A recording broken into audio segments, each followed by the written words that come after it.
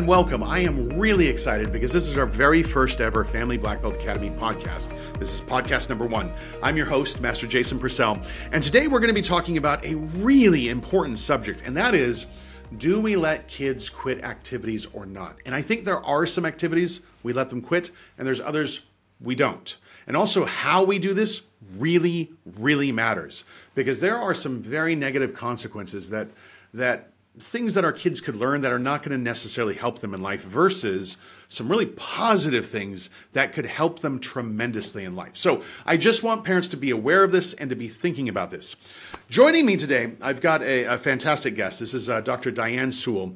We've known each other and been working with each other for about 15 years now. So you've helped us throughout our curriculum, and I definitely wanted to bring you on and get your input on this too. So first of all, why don't we just start off? Why don't you tell everyone here some of your credentials? I'm Dr. Sewell, and I have my PhD in mental health, all aspects of it. I do individual counseling, I do family counseling, I do marriage counseling with the Godwins from Seattle. I love what I do. I'm passionate about what I do. And I think Jason is just a great example of being involved with your children. He's a good man. He'll do his best to take care of them, teach them the things they need to know. It's a really good program. Well, thank you so much. Now, with this subject, the subject of having our kids quit an activity, I think this is kind of the epitome of why parenting is so difficult. Because here's the thing. We all know that there are things that we can say or do to mess up our kids in the future, right? And I'm joking about that, but I'm also serious. Obviously, there's things we can do that can affect them negatively later in life. But there are also things that we don't do. There's things that we don't say. There's things that we might ignore or just let pass. And that can actually have just as negative as an effect, if not even worse. Also, it could be that they don't want to go and they're crying and they really don't want to go, and you're seeing how upset they are and how frustrated they are, and we don't want them to feel these negative emotions. And so again, we could actually give into that out of love. Out of love, because we don't want them to be crying. We don't want them to be upset. The question is, long term, is that the best thing for them? Jason, like we've talked about before, it's really important for you as parents, part of your job to teach them responsibility and your values they want to have. And quitting is not a good option.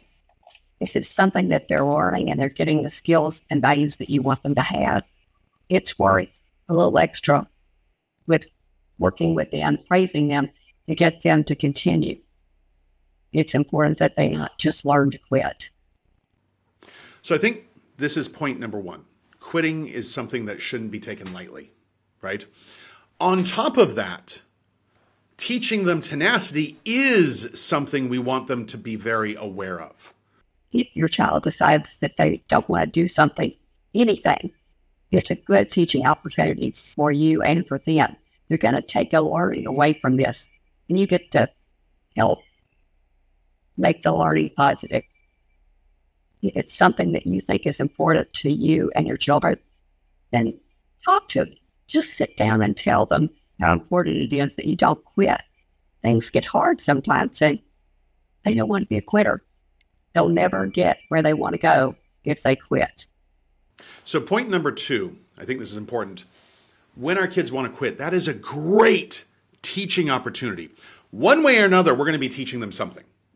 Now, point number 3 that I want to bring up here is that in my experience, a lot of times kids want to quit for the wrong reasons.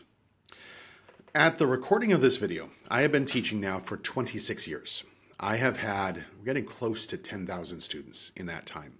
Been teaching for a little while, okay? Usually they want to quit for the wrong reasons. And this is really, really important. We need to find out why they want to quit. What is that reason? And is that a legitimate reason or not? Okay? Because sometimes the kid's like, I don't want to go. I don't want to go. I don't want to go. Well, why? Because they don't feel like it. Well, not feeling like doing something is not a reason. How many times have I not felt like doing a workout? But it's important. And when I do it, how do I feel afterwards? I feel great. Okay. What about parents, some sort of a chore that's really important that you need to get done around the house? You don't feel like doing it. Okay. What happens if you never do that chore? That's problematic. Okay. What if they just don't want to go because they want to stay home and play video games? That's not a good reason. Let me give you another example. I had a student, this was a while back, and the student was loving classes, absolutely loving classes. And then all of a sudden one day didn't want to go. And his parents were like, we got to go. Nope, don't want to go. Nope, don't want to go. Wouldn't say why. Wouldn't explain what was going on. Just, nope, don't want to go, don't want to go, don't want to do it. His parents asked and asked, and finally after a week, they finally got it out of him. What they found out was some new kid joined the class, and that new kid had bullied their son the previous school year. Now, their son was going to a different school, so he wasn't seeing that bully anymore. And all of a sudden, out of the blue, this bully shows up. And he's not comfortable with that, which is totally understandable. And I was like, oh, this is easy. Sure. This isn't something to quit over. We're going to work through this. And he was afraid at first, right? But I explained, look, he can't bully you because I'm here. He's not going to be bullying you. If he does anything mean, I want you to just use your words. Stand up for yourself. I want you to be able to talk it out. And if that doesn't work, you get me, you get any other instructor, and that bully will be kicked out. He cannot be a bully in our studio. If he does that, he can't be a student here. So I'm glad that this is happening because I want you to learn how to work through this. And that was important, and he did. So if he had just quit, what would he have learned? Well, if somebody's being mean to you, if you really don't like this, just run away. Run away, give up, quit, hide. Those are terrible life skills to learn. You can't always do that. You might have a college class and you might not get along with somebody there. That doesn't mean you drop out of college, right? You might have a job and you have a coworker you don't like. Doesn't mean you quit the job. You might really need that job. We've got to learn how to work through these things. That is really, really important. So if your kid is saying, I don't want to go, I don't know, why? And they might not even understand. It might be on a subconscious level that they don't even get. And that's why we've got to talk them through it and try to figure that out and really get to the bottom. And we've got to say, if they say, well, no, it's okay to say, well, that's not a good reason. We're not going to quit for no good reason. There's got to be a legitimate reason. Let's talk it through. Let's figure that out. Based on all good points. Kids often want to quit because they haven't learned not to yet. They have a lot of energy and a lot of interest in a short attention span. But you need to get their whole story, not just the part, and then say, well, what do you think the other person thought? Talk to them. They're smart kids. They're really bright. Find out what their problem is, what their issue is, and then see if it's a good reason to quit. Or maybe they just need to be taught how to deal with it. You might be standing up for yourself with one of their classmates. It could be they're uncomfortable or they're tired or they're hungry. Those are all things you can fix and teach them how to get free. Now, point number 4 is, I think, one of the most important points. Point number 4 is teaching our kids how to push through something challenging, how to deal with something that is difficult, builds character, and teaches them the life skill of grit, of tenacity. This is one of the most important things you can teach them. Because think about this. The reason most kids want to quit an activity is it's challenging, it's difficult. They've run into something that's hard to deal with, right? That's fine. That's life. Life is going to do that to you a lot.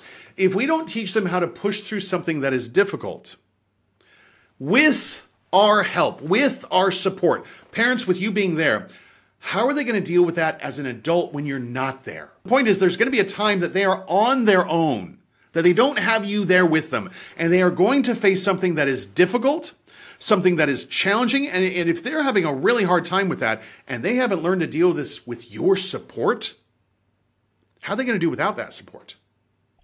Jason, one of the things kids can learn in your classes is how to overcome difficult situations.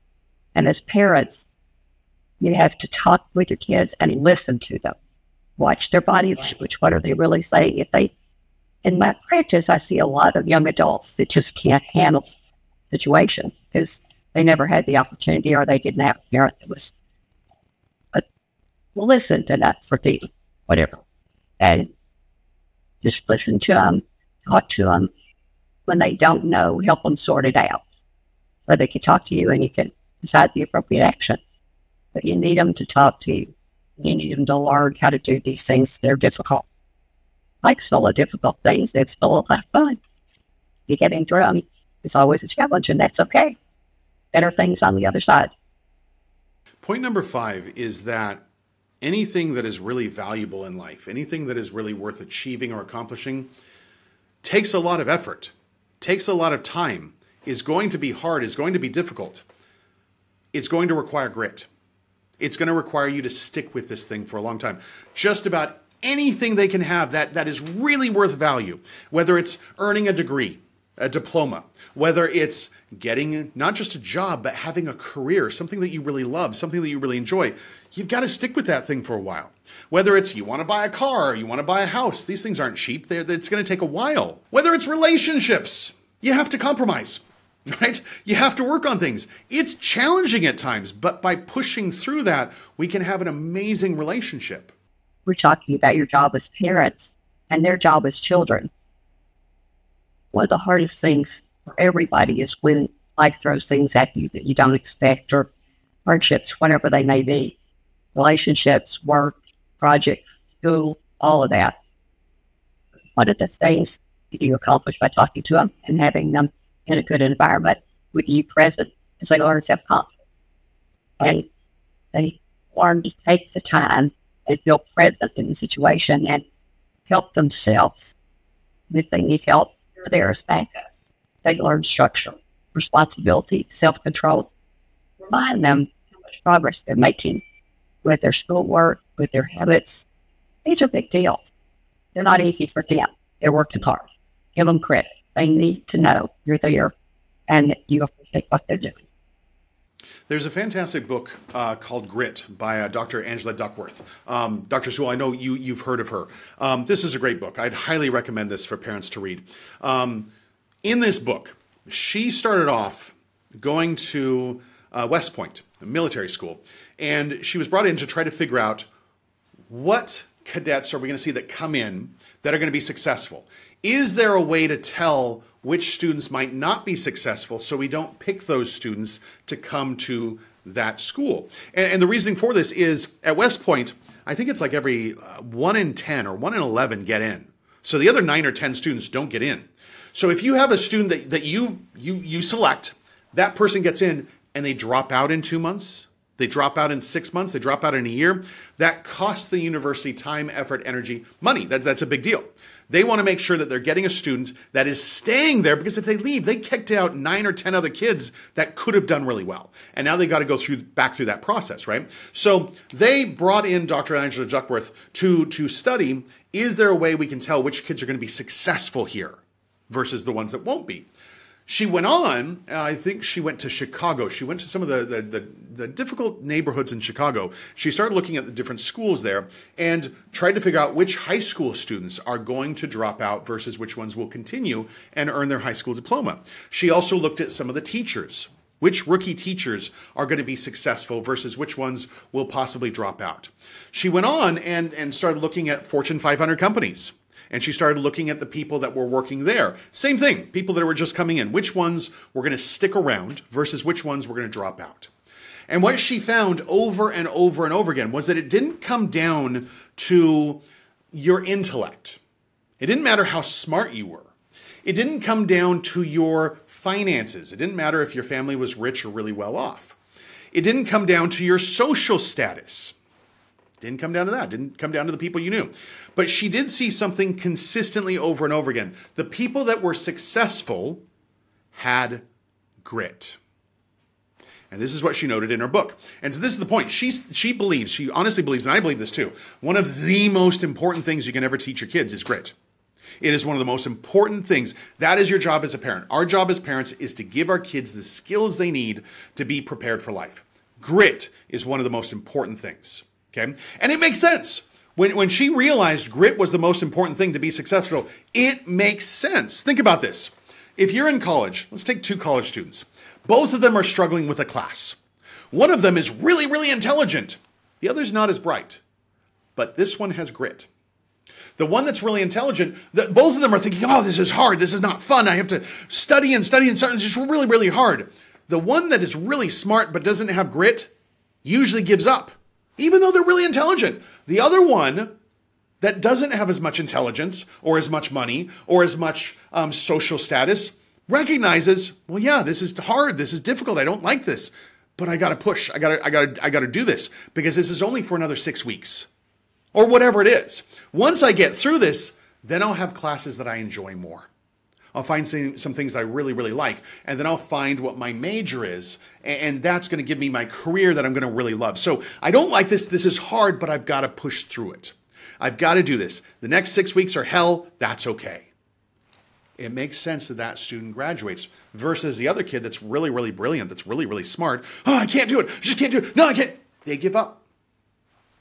And it makes sense with jobs, with careers, with relationships, with school, whatever. This makes sense. So this is one of the most important things we need to teach our kids is grit. And if you let them quit, if they do an activity and quit and do an activity and quit and do an activity and quit, what are they learning? The only reason to do something is if it's fun. You are literally teaching them the opposite of grit. That's a problem. One of the things that's really important to remember as a parent is, who do you want your kids to be when they grow up? How do you want them to be? How do you want them to be perceived? And what kind of energy do you want them to have? I have lots of patients who never learned that people aren't perfect. They're just not. We all make mistakes. It's not directed at you when your child makes a mistake. It's teaching opportunity. And they need to know that it's okay to make a mistake, but to come to you and talk to you. It develops their character. We don't talk enough about values and character today, but we should. You want them to be the kid that doesn't give up, doesn't quit, and the adult that can handle an uncomfortable situation or a downturn. Then I keep them out of therapy. Or my desk looking like my desk.